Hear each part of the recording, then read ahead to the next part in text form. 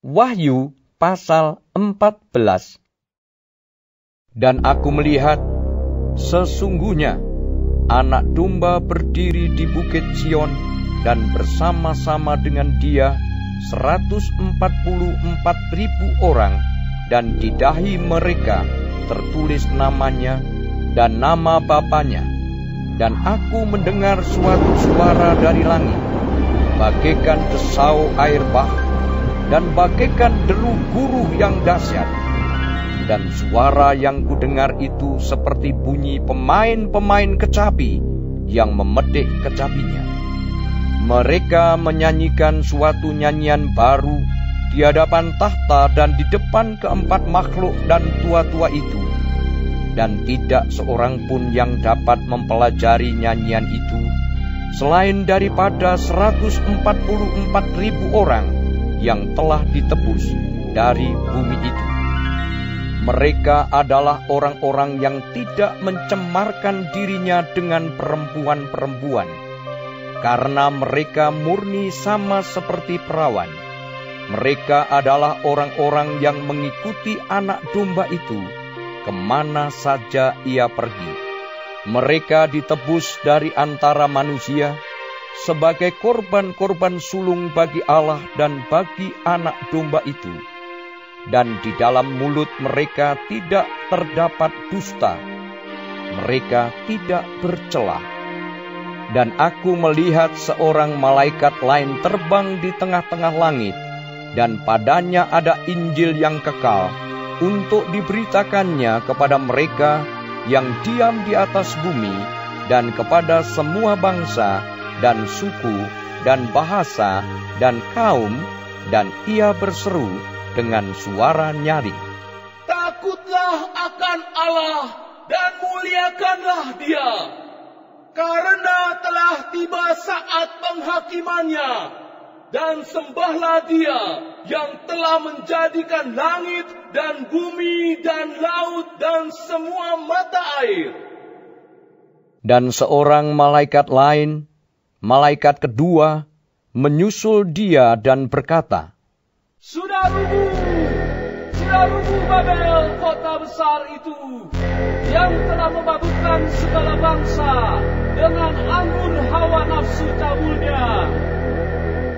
Dan seorang malaikat lain, malaikat ketiga, menyusul mereka dan berkata dengan suara nyaring, "Jikalau seorang menyembah binatang dan patungnya itu, dan menerima tanda pada dahinya atau pada tangannya, maka ia akan minum dari anggur murka Allah, yang disediakan tanpa campuran dalam cawan murkanya.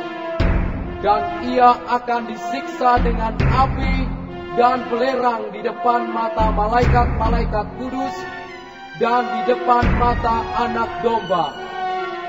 Maka asap api yang menyiksa mereka itu naik ke atas sampai selama-lamanya, dan siang malam mereka tidak henti-hentinya disiksa, yaitu mereka yang menyembah binatang serta patungnya itu, dan barang siapa yang telah menerima tanda namanya. Yang penting di sini ialah ketekunan orang-orang kudus yang menuruti perintah Allah dan iman kepada Yesus. Dan aku mendengar suara dari sorga berkata, "Tuliskan, Berbahagialah orang-orang mati yang mati dalam Tuhan sejak sekarang ini." Sungguh, kata Roh, supaya mereka boleh beristirahat dari jerih lelah mereka, karena segala perbuatan mereka menyertai mereka. Dan aku melihat, sesungguhnya ada suatu awan putih, dan di atas awan itu duduk seorang seperti anak manusia, dengan sebuah mahkota emas di atas kepalanya, dan sebilah sabit tajam di tangannya.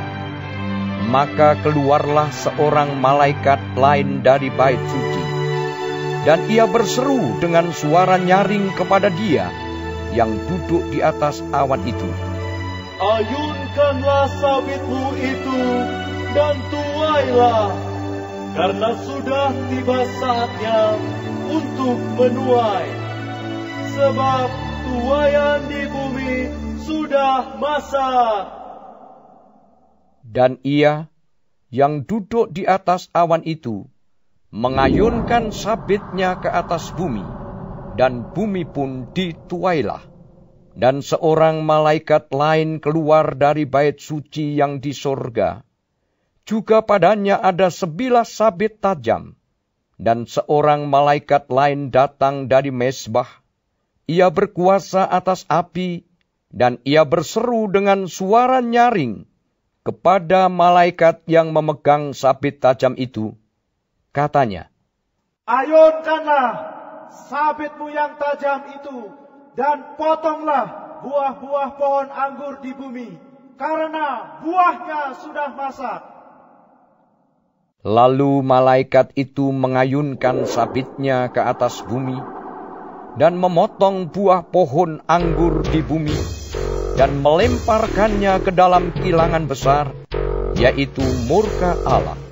Dan buah-buah anggur itu dikilang di luar kota, dan dari kilangan itu mengalir darah, tingginya sampai ke kekang kuda, dan jauhnya 200 mil.